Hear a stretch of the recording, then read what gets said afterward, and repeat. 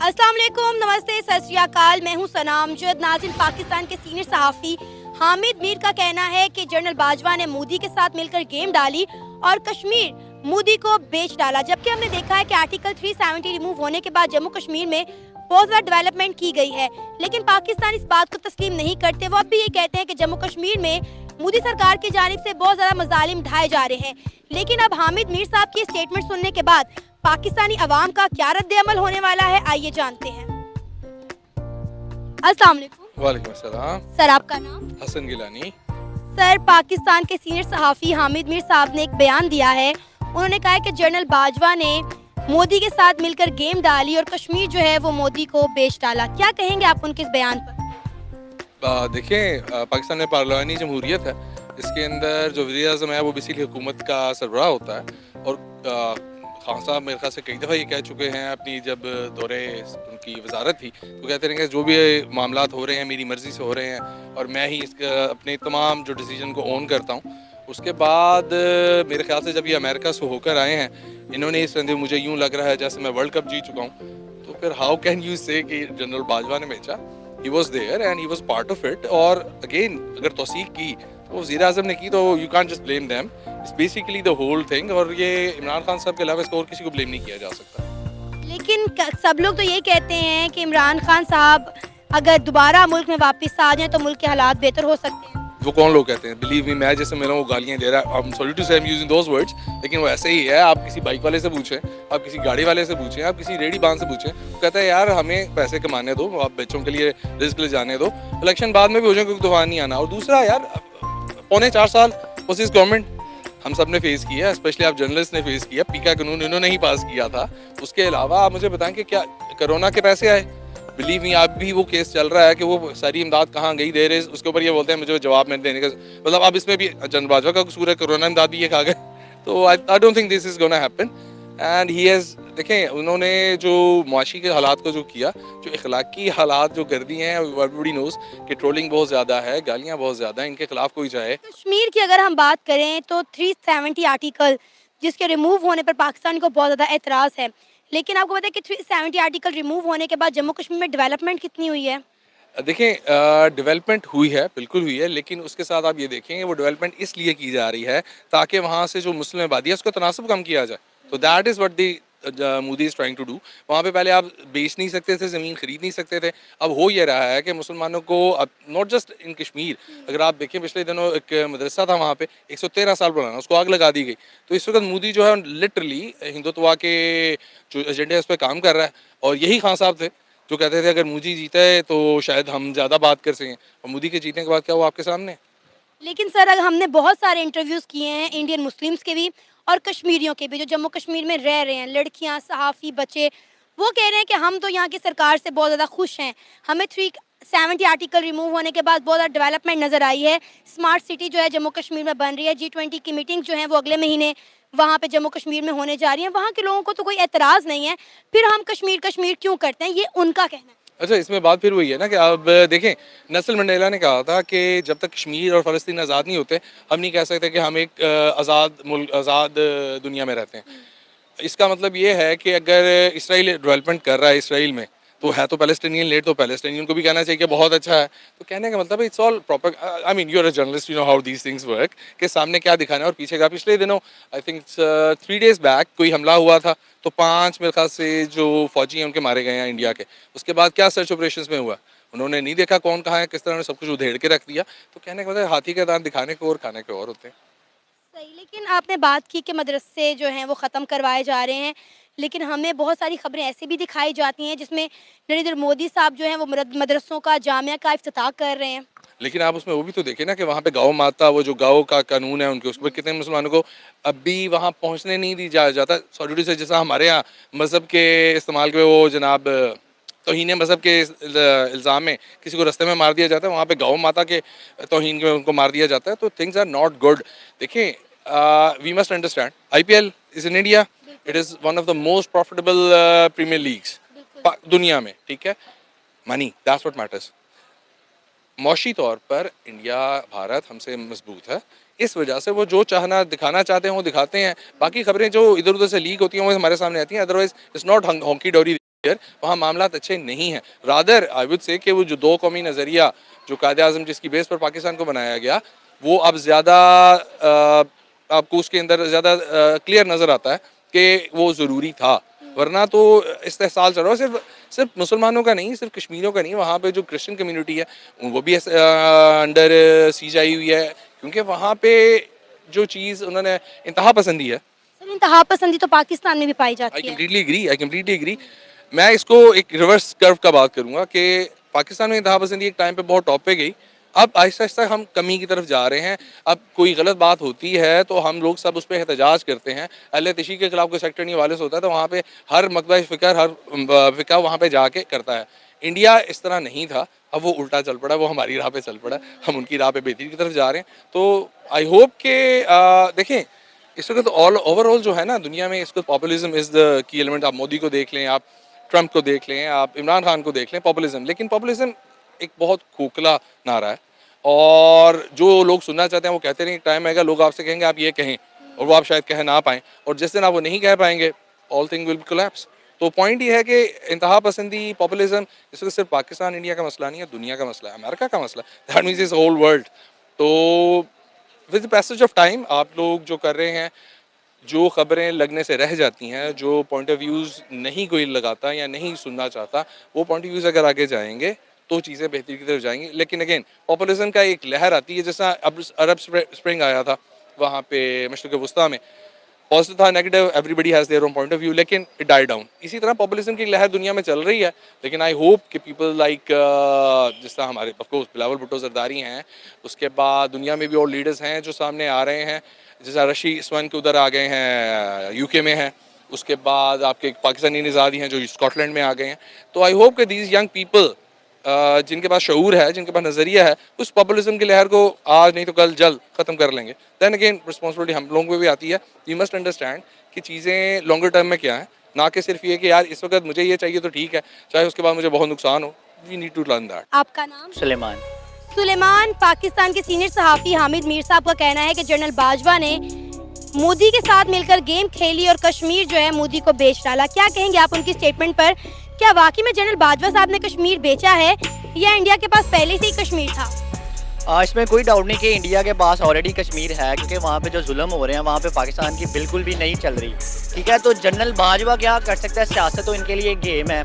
ठीक है, तो मेरा नहीं ख्याल कि इन्होंने अपनी मर्ज़ी से ऐसा कुछ किया होगा। ठीक है, तो मोदी के कहने पे ही सब कुछ हुआ होगा, क्योंकि ऑलरेडी वहाँ पे उसका ही अमल दखल है।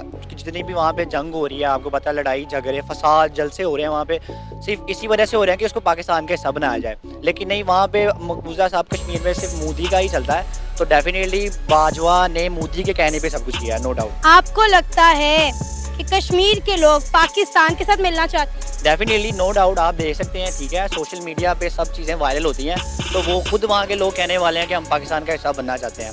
ठीक है, तो हमारा आज़ाद कश्मीर, वो कह रहा है कि हमने इंडिया के साथ इल्हाक करना है क्योंकि हमें यहाँ रोटी के लाले पड़े हुए हैं। और कश्मीरी, जम्मू कश्मीर के लोग, हमने पिछले दिनों उनके बहुत सारे इंटरव्यूज़ किए हैं, वो कह रहे हैं कि यहाँ पे बहुत सारी डेवलपमेंट हो रही है, हम बड़े खुश हैं यहाँ की सरकार से और हमें कोई ज़रूरत नहीं है पाकिस्तान के साथ इल्हाक करने की। नहीं है, वो कुछ पब्लिक ने अगर कह दिया तो वो भी मोदी के दबाव में आके उन्होंने कहा होगा, क्योंकि वहाँ के आप मजालिम दे सकते हैं कि जिस तरह के वहाँ पे बच्चों पे, बड़ों पे, बड़ा छोटा तो देख ही नहीं रहे जुल्म हो रहे हैं, तो उनके दबाव पे आने पे, सोशल मीडिया पे आके स्टेटमेंट देने से ये बात ज़ाहिर नहीं होती कि वो इंडिया का ऐसे ही बनना चाहते हैं। ठीक है, तो कुछ लोगों के कहने पर या मोदी के दबाव में आके कहने पर तो ऐसा नहीं हम मान सकते ना कि वो इंडिया का ऐसा बनना चाहेंगे। अच्छा, पाकिस्तानियों को क्यों ये लगता है कि जम्मू कश्मीर में रहने वाले कश्मीरियों पर बहुत ज़्यादा जुल्म हो रहा है? आपको आज़ाद कश्मीर में क्या हो रहा है वो नज़र नहीं आता? डेफिनेटली देखें, अब खबरें भी जो अब सियासतदानों के परचेज चैनल्स हैं, ठीक है, उन पे जो उनको कहा जाता है वो नशर कर देते हैं। ठीक है, वो ब्रॉडकास्ट चला देते हैं कि यहाँ पे ये लगेगा, यहाँ पे ये लगेगा। असल बात सियासतदानों को पता है या वहाँ के लोगों को पता है। हम लोग सोशल मीडिया के आता है कि हमें जो नज़र आता है हम वो बोल देते हैं। यही बात, जो हमें दिखाया जाता है हम वही बोल देते हैं। मैं आपको यही बात तो कह रही हूँ कि हमने इतने ज़्यादा कश्मीरियों के इंटरव्यूज़ किए हैं पिछले दिनों में, आप यकीन करें उन्होंने वहाँ पे हमें जो डेवलपमेंट दिखाई है, जिस तरह से जम्मू कश्मीर में डेवलपमेंट हो रही है, स्मार्ट सिटीज़ बन रही हैं, दुनिया का सबसे ऊंचा रेलवे ब्रिज बन गया है, G20 के इवेंट्स होने जा रहे हैं, वो कह रहे हैं कि हम तो पाकिस्तान से बहुत अच्छी ज़िंदगी गुजार रहे हैं यहाँ पर, हमें तो कोई मसला ही नहीं है। और बगैर किसी के दबाव में आए उन्होंने हमें इंडिविजुअली इंटरव्यू दिए हैं। अब ये चीज़ देखें, डेवलपमेंट हो रही है, अच्छी बात है। वहाँ की पब्लिक अगर चाह रही है, अगर जो डेवलपमेंट करवाने वाले अगर इंडिया होंगे, यहाँ ये भी इंडिया का कोई अमल दखल होगा इसमें कि थोड़ी सी तरक्की दे के इनको अपनी तरफ ले लिया जाए, थोड़ी सी फैसिलिटीज़ दे के इन्हें अपनी तरफ ले लिया जाए। तो मेरा नहीं ख्याल कि ऐसा होना चाहिए, क्योंकि वो शुरू से पाकिस्तान का हिस्सा है। क्योंकि आपको पता है हिंदुस्तान में तो मुसलमानों को नहीं चैन है जो वहाँ पर ऑलरेडी हैं, तो वो बाहर बाहर दूसरी कंट्री को कैसे अपने साथ मर्ज कर सकते हैं। अच्छा चले, मैं फॉर एग्जांपल आपकी बात थोड़ी देर के लिए हम मान भी लेते हैं कि ऐसा कुछ हो रहा है जम्मू कश्मीर में, इंडिया की कुछ सरकार इस तरह की पॉलिसीज़ बना रही है कश्मीरियों को अपनी तरफ करने के लिए, तो फिर हम इस तरह की कुछ पॉलिसीज़ बनाकर गिलगित बल्तिस्तान के आज़ाद कश्मीर के लोगों को अपनी तरफ क्यों नहीं कर लेते? वो तो हमारे खिलाफ जो है नारेबाजी कर रहे हैं, वो कह रहे हैं हमें तो पाकिस्तान के साथ रहना ही नहीं है, हमें तो दोबारा इंडिया के साथ मिलना है। तो फिर हमारी गवर्नमेंट को भी इंडिया से थोड़ी चालाकियाँ सीखनी चाहिए, कोई इस तरह की पॉलिसीज़ बनानी चाहिए ताकि कश्मीरियों को और गिलगित बल्तिस्तान के लोगों को, बलोचिस्तान के लोगों को अपने साथ मिक्स करें। डेफिनेटली कुर्सी के पीछे पड़े हुए हैं सियासतदान, आपस में इनके लड़ाई झगड़े अगर ख़त्म हो जाएं तो मुल्क की हालात देखेंगे, मकबूजा कश्मीर, जम्मू कश्मीर और बाकी लोगों को देखेंगे। तो अगर तो इनके अफेयर्स इसी तरह मुल्क के अंदर ही चलते रहे तो खुद ही लड़के ये ख़त्म हो जाएंगे। तो मुझे लगता है जो पाकिस्तान बच जाएगा ये भी इंडिया का हिस्सा ले चले जाएंगे। सर आपका नाम? फैज़ खान। फैज़ खान। अच्छा, आपको पता होगा हमारे सीनियर सहाफ़ी हामिद मीर साहब ने एक बयान दिया है कि जनरल बाजवा ने मोदी साहब के साथ मिलकर गेम डाली और कश्मीर मोदी को बेच डाला। क्या कहेंगे आप, वाकई में कश्मीर बेचा गया है? वेल मेरे ख्याल में तो मैं इस टॉपिक पे बात अगर करूँगा तो बाजवा साहब अब क्या कश्मीर को बेचेंगे, उन्होंने तो पूरे पाकिस्तान को बेच दिया है।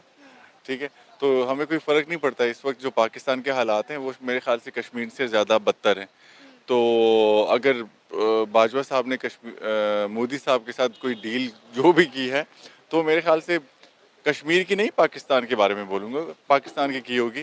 कश्मीर तो मेरे ख्याल से ना कोई बेच सकता है, वो तो ऑलरेडी से ही जब से मेरे ख्याल से हम सबको ही पता है कि पाकिस्तान जब से आज़ाद हुआ था तो तब से ही ऑक्यूपाइड है और इंडियन फोर्सेस वहाँ पे हैं और वो उनके उसमें हैं। वेल ये एक बहुत बड़ा पॉलिटिकल डिबेट है, इसमें तो यूएन में भी काफ़ी बातें हो चुकी हैं, यूएन में भी काफ़ी करारदादें हो चुकी हैं, लेकिन मेरे जो ओवरऑल व्यू है कि मेरा नहीं ख्याल कि बाजवा साहब ने कोई ऐसा डील की होगी। हाँ, ये कहा जा सकता है कि पूरे पाकिस्तान के बारे में कोई ना कोई डील ज़रूर हुई होगी। आपको पता है कि 2021 में नरेंद्र मोदी ने पाकिस्तान का विजिट करना था, लेकिन इमरान खान साहब को मना कर दिया गया कि नरेंद्र मोदी को पाकिस्तान में मत बुलाएं, अगर वो पाकिस्तान में आए तो आप पर कश्मीर बेचने का इल्ज़ाम आयद हो जाएगा। जबकि आपको पता है कि अगर नरेंद्र मोदी का 2021 में पाकिस्तान का दौरा हो जाता तो इंडिया और पाकिस्तान के ताल्लुकात काफ़ी बेहतर हो सकते थे। वेल मैं तो ये बोलूँगा कि इमरान खान साहब उनको मना करने वाले कौन है? पाकिस्तान में तो जो भी कुछ होता है वो एजेंसीज़ के कहने पे होता है, ठीक है। जो भी पाकिस्तान में इस तरह के पॉलिटिकल विजिट्स होते हैं या जो भी दूसरी कंट्रीज़ के प्राइम मिनिस्टर्स आते हैं, तो वो मेरे ख्याल से मुझे नहीं लगता कि इमरान खान साहब के कहने पे उन्होंने वो उनका जो पाकिस्तान विजिट है वो मना किया होगा। और जहाँ तक कश्मीर के बेचने की बात है तो वो वंस अगेन मेरा व्यू यही है कि कश्मीर ऑलरेडी बिक चुका है। ये अभी सिर्फ इमरान खान के दौर से नहीं, लियाकत अली ख़ान और कायद आज़म उस दौर से कश्मीर उसी वक्त से इंडिया को दे चुके हैं। और मेरे ख़्याल से हम लोग जितना भी कश्मीर के बारे में बोलते हैं बिल्कुल हम लोग उनके साथ स्टैंड करते हैं, लेकिन हम अगर अपने मुल्क के पाकिस्तान के पॉलिटिक्स पे और पाकिस्तान के हालात पे फोकस करें तो वो ज़्यादा बेहतर है। आपको पता है मैंने कुछ कश्मीरियों के इंटरव्यू किए हैं, उन्होंने कहा कि आप हमारी फ़िक्र छोड़ें, आप अपनी फ़िक्र करें।